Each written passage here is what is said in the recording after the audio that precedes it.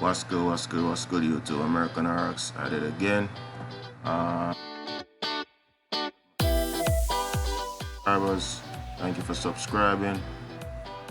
Shout out to Dartman XTV. Shout out to the ICCC. Shout out to our network. Shout out to all American Indians about all over the Americas. And shout out to all the original people of the earth, and to the people who just want a better day for the people of this earth.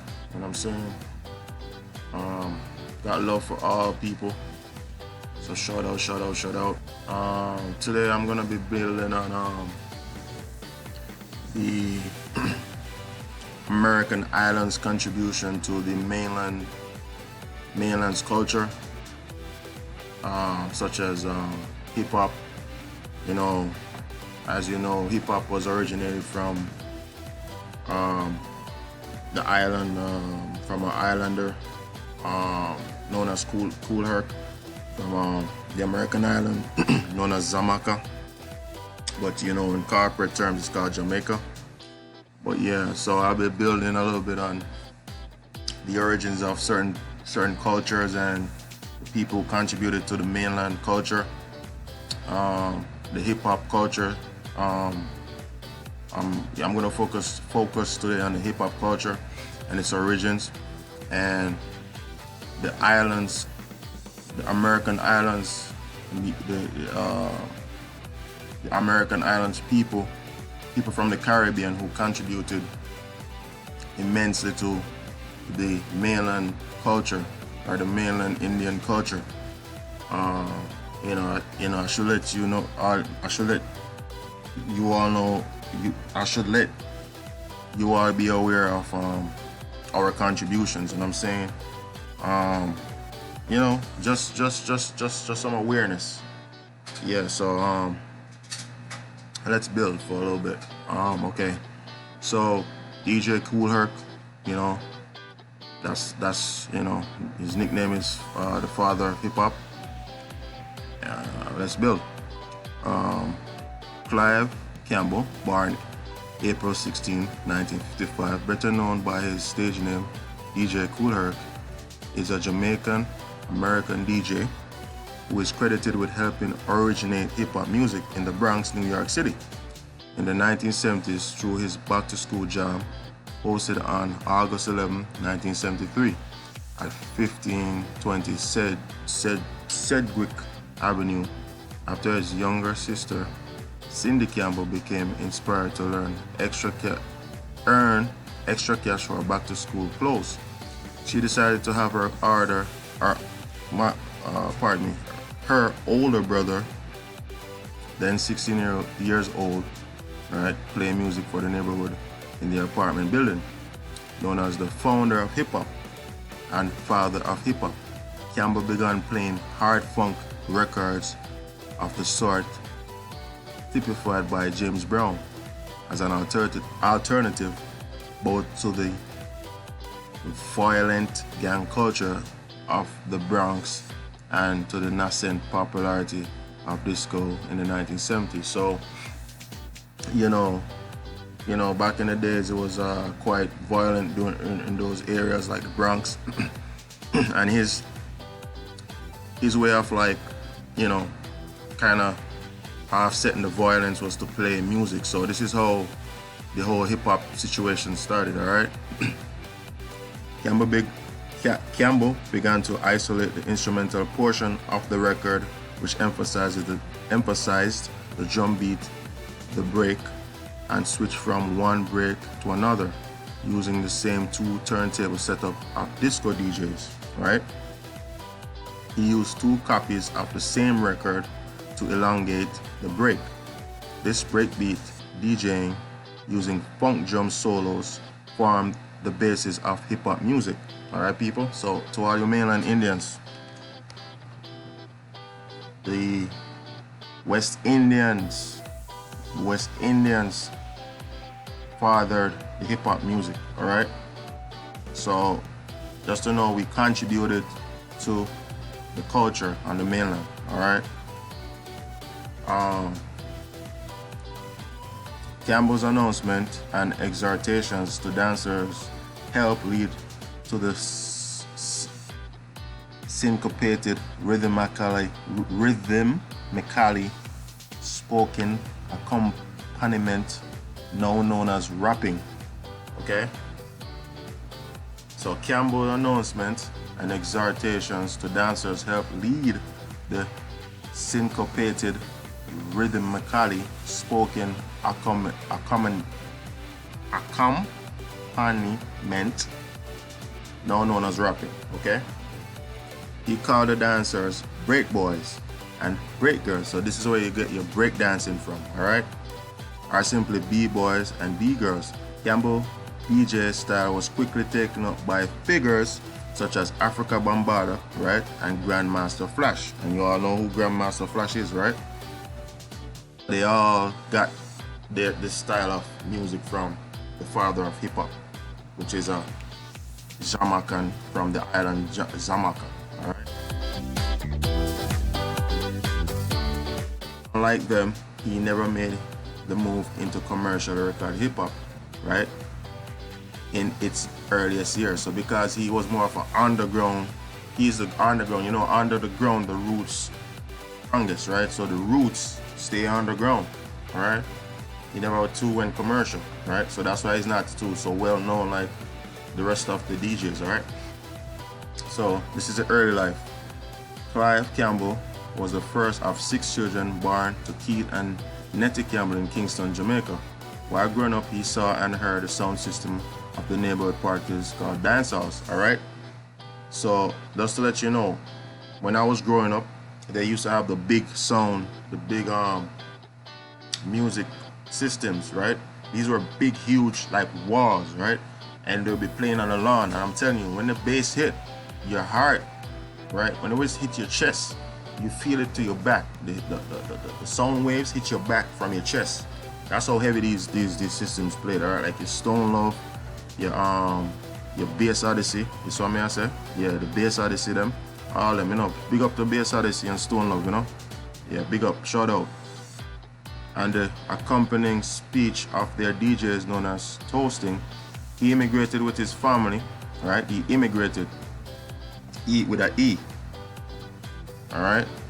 So he left from one side of the Americas to the next. That's all he did, right? With his family at the age of 12 to the Bronx, New York City in November 1967, where they lived at 1520 Sedgwick Avenue. Campbell attended Alfred E. Smith Career and Technical Education High School in the Bronx, where his height, frame, and demeanor on the basketball court prompted the other kids to nickname him Hercules. After being involved in a physical altercation with school bullies, the 5%ers came to Herc's aid, befriended him, and as Herc put it, helped Americanize him with the education in New York City street culture. He became running with a graffiti crew called the X-Vandals, taking the name Kool Herc. Herc recalls persuading his father to buy him a copy of Sex Machine by James Brown, right? So he was inspired by James Brown, all right? So shout out to James Brown, a record that not a lot of his friends had, and which they would come to him to hear.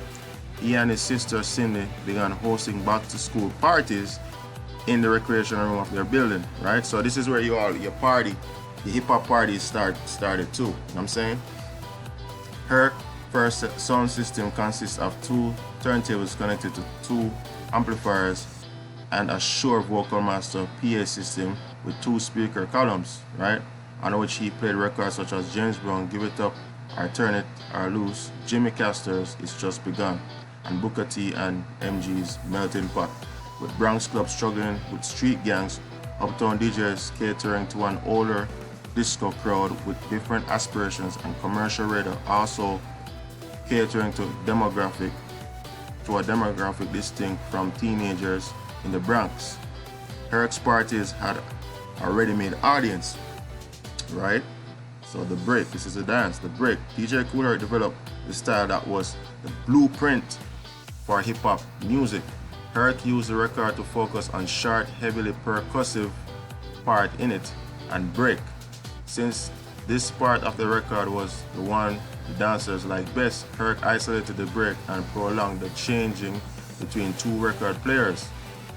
As one record reached the end of the break, he cued the second record back to the beginning of the break, which allowed him to extend a relatively short section of the music into a 5-minute loop of fury. This innovation had its roots in what Herc called the merry-go-round, a technique by which the DJ switched from break to break at the height of the party. This technique is specifically called the merry-go-round because, according to Herc, it takes one back and forth, no slack, right? Herc stated that he first introduced merry-go-round into his set in 1972. The earliest known merry-go-round involved playing James Brown, giving it up, turning it loose with a riff with its refrain, now clap your hands, stomp your feet. Then switch from the record break into the break from the second record, Bongo Rock, by the incredible Bongo Band. From Bongo Rock break, Herc used the third record to switch to the break on the Mexican by the English rock band Babe Ruth. Kool Herc also contributed to developing the rhyming style of hip-hop by punctuating the record music with slang phrases announced as "Rock on my mellow," "B-boys, B-girls, are you ready? Keep on rock steady. This is the joint. Herc beat on the point. The beat, y'all, you don't stop." For his contributions, Herc is called the founding father of hip hop. You hear that, people? A nascent cultural hero, right? So for the mainland Indians, all right, we island folks contribute immensely to your culture, all right? So all that, stereotype stuff gotta go through the window, all right? Because we help contribute to your culture as well, all right? So this to show that we are the same family, all right? In an integral part, beginning of hip-hop by time. Beginnings of hip-hop by time. On August 7, 1973, DJ Kool Herc was disc jockey and MC at party in the recreation room at Sedgwick Avenue. Specifically, DJ Kool extended instrumental breaking or scratching to let people dance longer, break dancing, and began MCing rapping during the extended break dancing. Helped lay the foundation of cultural revolution. Okay, so he helped even create the break dance, the hip hop rhyming. Okay, according to music journalist Stephen Ivory, in 1973, Kool Herc placed on the turntables 2 copies of Brown's 1970 Sex Machine album and ran an extended cut and mix of the percussion breakdown from "Give It Up" or Turn It Loose, signaling the birth of hip hop. Okay, B-boys and B-girls. The B-boys and B-girls were the dancers to Herc's breaks, who were described as breaking. Right? Herc has noted that breaking was also street slang of the time, meaning getting excited, acting energetically, or causing disturbance. Herc coined the term B-boys, B-girls, and breaking, which became part of the lexicon of what would be eventually called hip-hop culture. Early Kool Herc B-boys and later DJ innovator Grand Mixer DXT described the early evolution as follows, right? So this is the father of hip-hop, people. And for the grand finale, okay? Biggie Smalls, right? His ancestry, his genealogy also is from the island Jamaica, okay? So this is Biggie Smalls' mother, okay? So she was born, shout out to Biggie Smalls' mother. She was born in Jamaica and worked as a preschool teacher during Biggie's childhood, okay? So Voletta Wallace, okay? Voletta Wallace was born in Trelawny, Jamaica. That's close to where I'm from.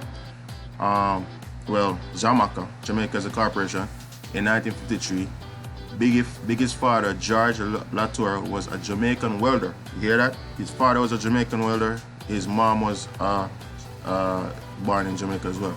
Latour left the family when Wallace was about 2 years old. Valletta worked as a preschool teacher during Biggie's childhood.